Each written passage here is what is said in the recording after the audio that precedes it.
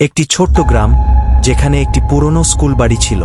স্থানীয়দের মতে ওই বাড়ি নাকি অভিশপ্ত। বহু বছর আগে এক রাতে স্কুলের হেডমাস্টার এবং কয়েকজন ছাত্রছাত্রী হঠাৎই নিখোঁজ হয়ে যায়। তাদের আর খোঁজ পাওয়া যায়নি।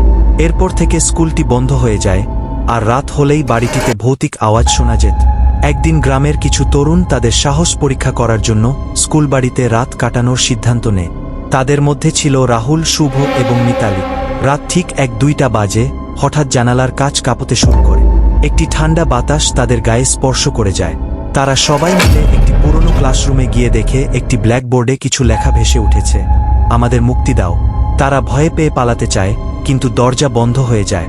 একজন ছায়ামূর্তি ধীরে ধীরে তাদের দিকে এগিয়ে আসে। সেই ছায়াটি বলল, তোমরা আমাকে সাহায্য করলে আমি তোমাদের ছেড়ে দেব। বন্ধুরা, পরবর্তী পর্বটি দেখতে আমাদের সাথেই থাকুন।